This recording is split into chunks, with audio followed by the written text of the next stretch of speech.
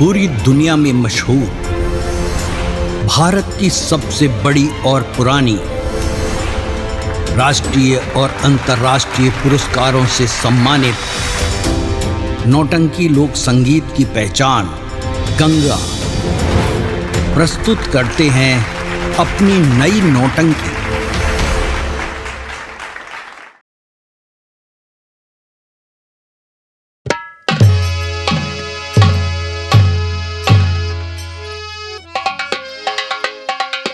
मैं क्या देख रहा कि महाराज अपने शयन कक्ष में आराम की नींद सो रहे हैं, लेकिन आज हम उस अपमान का बदला लूंगा जो महाराज ने 500 मोहरे के लिए हमें राज दरबार में 5 बार कान पकड़कर उठवाया बैठवाया था। लेकिन किसी ने कहा है कि सोते हुए परवार करना, सोते हुए परवार करना अरे बुज़दिलों का काम है, और जो जगह के वार करता मर्दे उसका नाम है। तो हम क्यों ना महाराज को जगह डालें।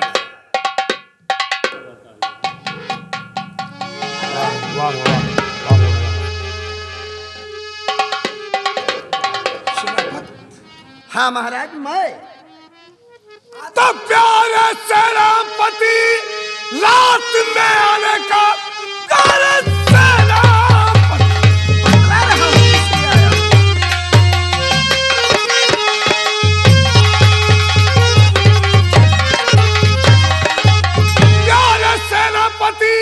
रात में आने का क्या है कारण, बताओ छिपाओ नहीं।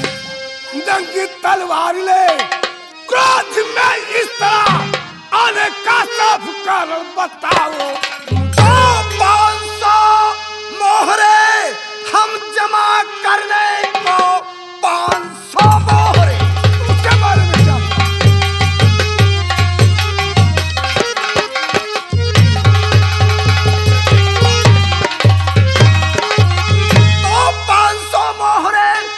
जमा करने को आपके पास आए महाराज जी। 500 मोहरे राज खा जाने की जो है हमने लिया, जो है हमने लिया। वो तो मैंने किया माफ सेनापति, वो तो मैंने किया माफ। आपने माफ कर दिया है?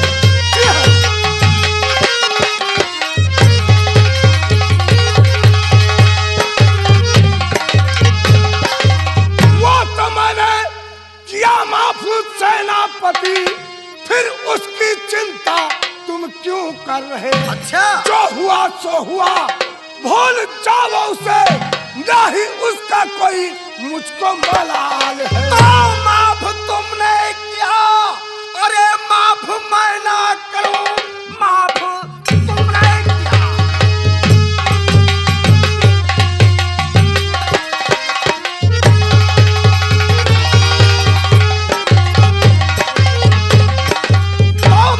तुमने किया। माफ मैं ना करूं, जाओ मुल्क के दम, जाओ मुल्क के दम, आज जिंदा तुम्हें अरे मैं छोड़ू नहीं। जाओ मुल्क के दम, जाओ महाराज,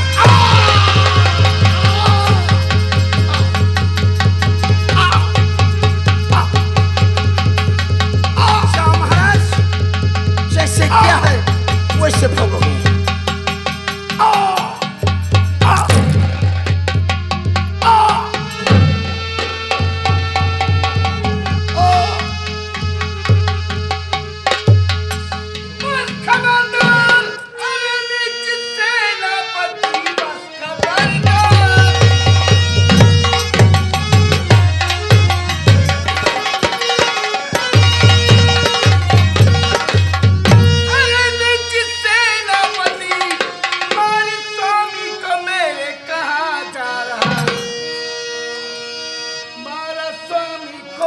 स्वामी को अन्य सुनो, आज तुझको कमीने चखाऊं। वाह महारानी जी, वाह महारानी जी, तुम यहाँ आ गई। वाह महारानी जी, हाथों में मेहंदी तुम जो अरे लगाई सदा, क्या कटारी चलाओगी महारानी जी? मेहंदी वाला अभी हाथ देखा। अच्छा,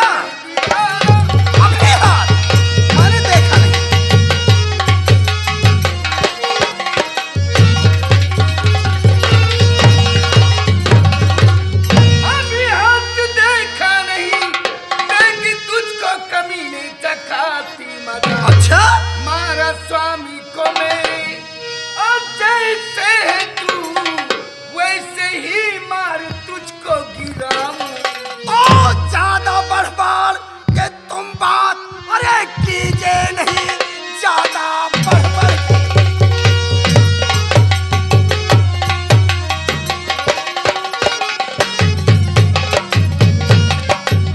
और कीजिए नहीं, खाम खा गुस्सा मुझको दिलाओ नहीं, वरना तुमको भी मारूं। अरे महारानी जी, जैसे मारा महाराज को तुम जानिए। मेरे महाराज को तूने मार गिराया है, आज तुझे भी ऐसे गिराऊंगी मैं। अच्छा हाँ। तो मुझे मारेगी? और क्या? तो तैयार हो जाओ, देखता कौन किसे मारता है। महारानी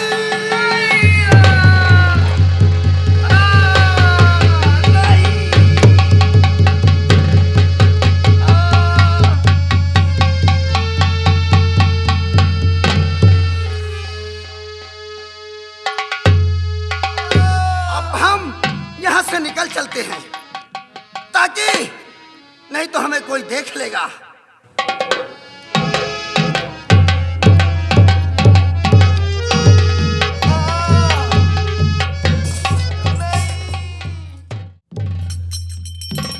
नहीं, क्या हुआ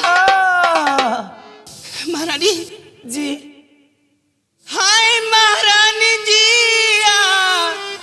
को क्या हुआ? कुछ समझ में हमारे है आता नहीं। उधर राजा मरे घायल,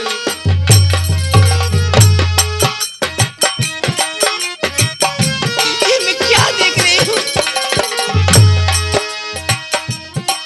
उधर राजा मरे घायल, तुम हो पड़ी बात मेरे समझ में है आती नहीं। उधर राजा मरे घायल, तुम हो पड़ी। महाराज, मैं तो अनाथ हो गई, मैं कहाँ को जाऊंगी? महाराज स्वामी को मेरे है सेनापति,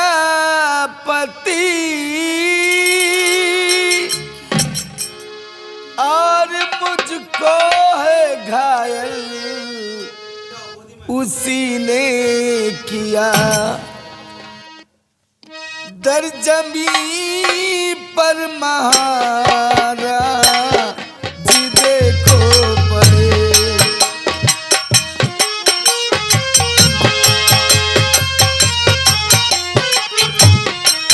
दर जमी पर देखो है पड़े, मारा स्वामी को मेरे। दर जमी पर महारा जी देखो पड़े।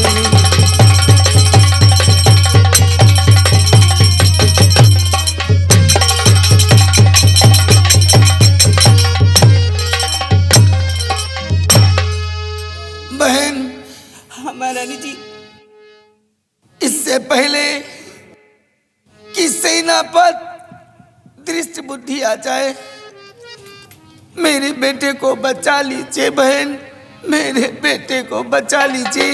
महाराज जी, आप चिंता नहीं करिएगा, मैं राजकुमार को जरूर बचाऊंगी। मैं आपको वचन देती हूँ, कुछ भी हो जाए लेकिन राजकुमार को जरूर बचाऊंगी। ये लो मेरे बच्चे को, और यहाँ से बहुत दूर चली जाओ, बहुत दूर चली जाओ, और वादा करो मुझसे, मुझे वचन दो, मुझे वचन दो मैं वचन देती हूँ कि महारानी मैं जी। राजकुमार की रक्षा करूंगी, राजकुमार की रक्षा करूंगी। महारानी जी,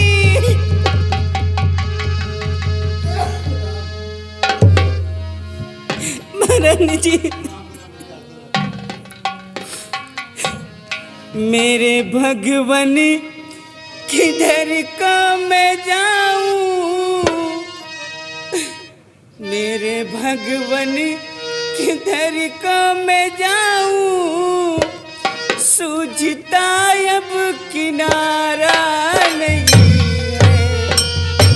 मेरे भगवन किधर को मैं जाऊं, सूझता अब किनारा नहीं है।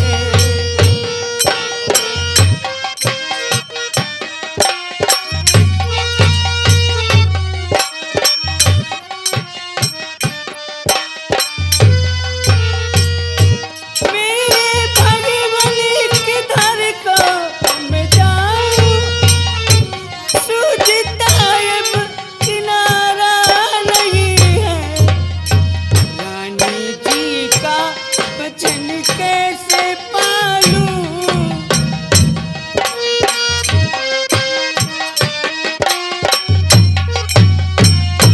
रानी जी का वचन कैसे पालूं, कोई रास्ता सुझाता नहीं।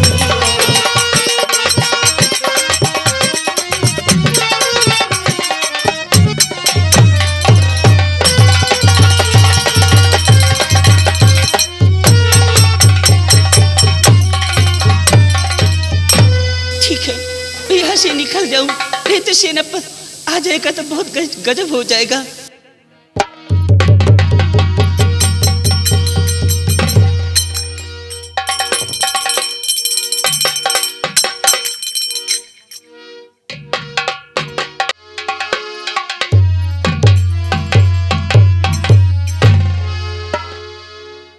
राजकुमार को बचाने का एक ही उपाय दिखता है,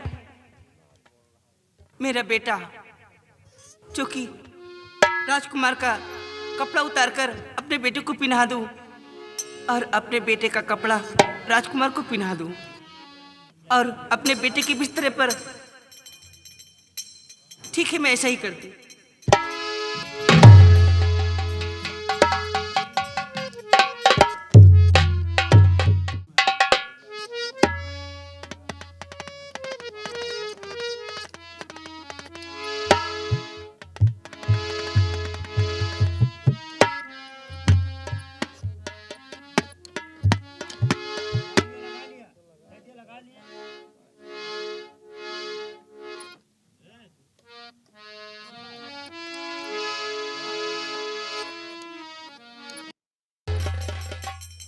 हम चले हुए।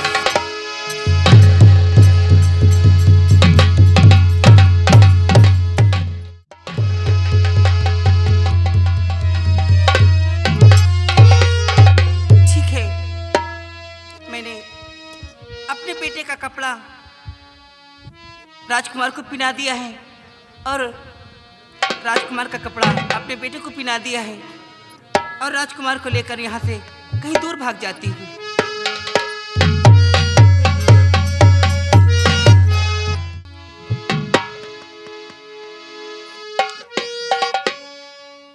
मैं क्या देख रहा कि दासी के मकान में कोई नहीं, उसका बच्चा सो रहा है। ठीक है, ये बच्चा होगा तो महाराज का, छोटा राजकुमार महाराज का है और दासी भी अपने मकान में दिखाई नहीं दे रही। इसलिए हम आज महाराज के राजकुमार को खत्म कर देते हैं, बस हमारे सारे दुश्मन खत्म हो जाएंगे।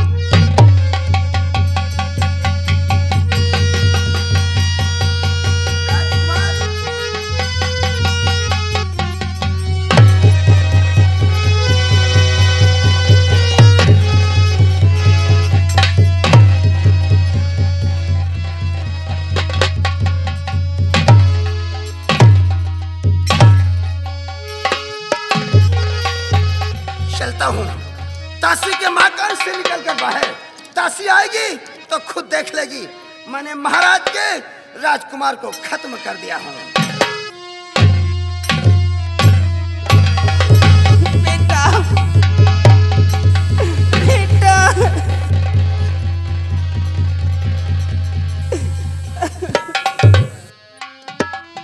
और मुझे माफ कर दे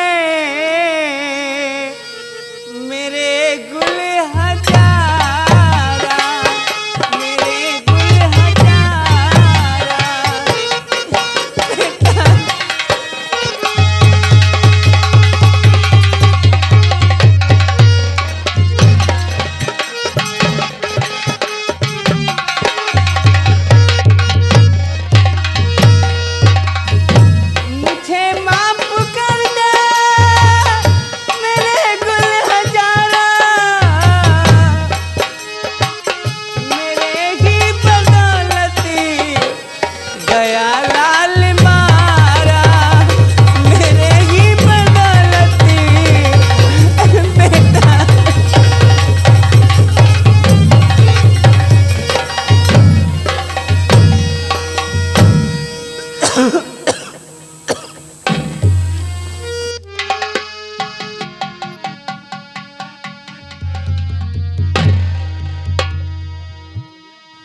मैं क्या करूं? राजकुमार को लेकर यहाँ से दूर निकल जाऊं, यही तो राजकुमार की जान की खतरा है।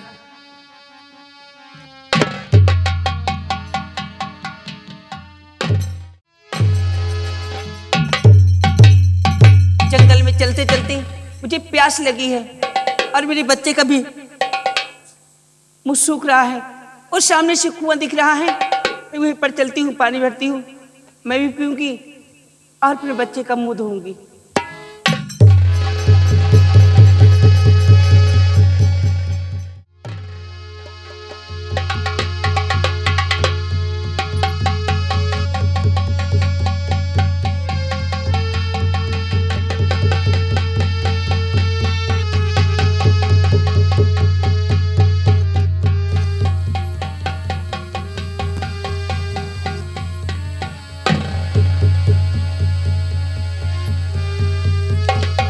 पानी है,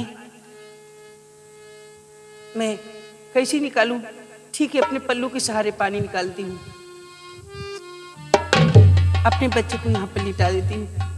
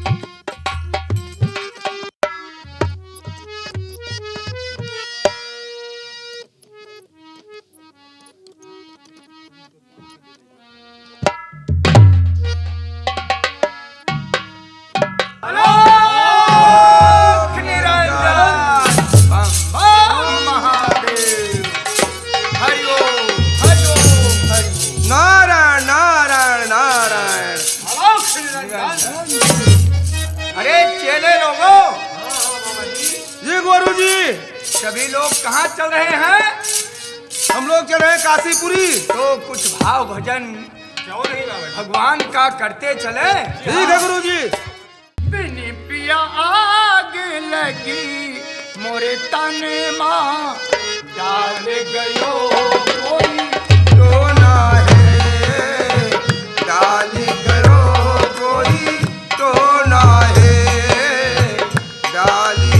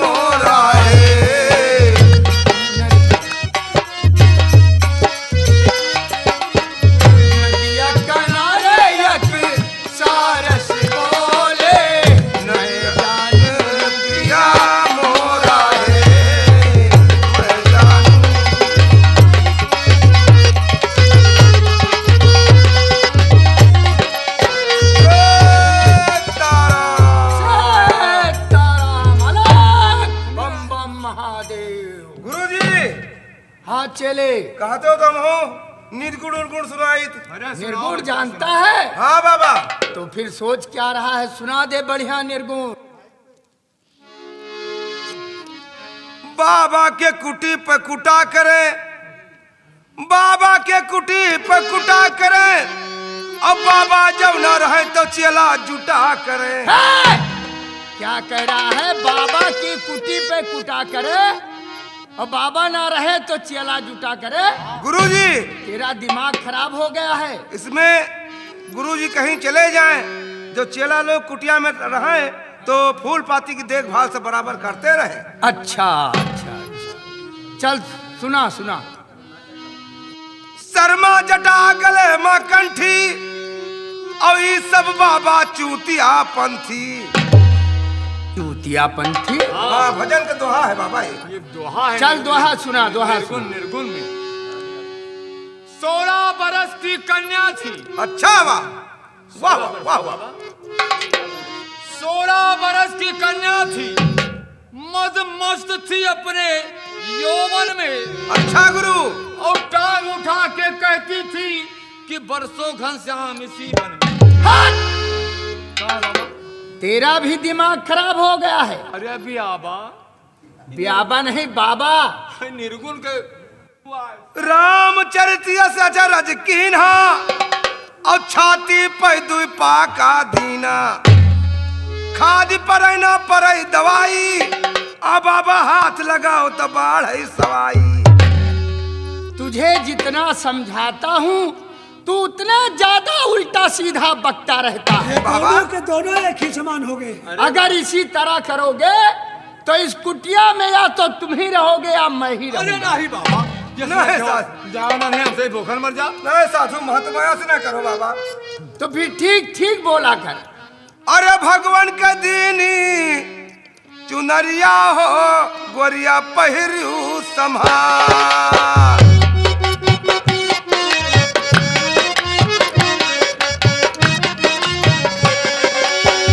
भगवान के दीनी चुनरिया हो गोरिया पहिरू संभाल।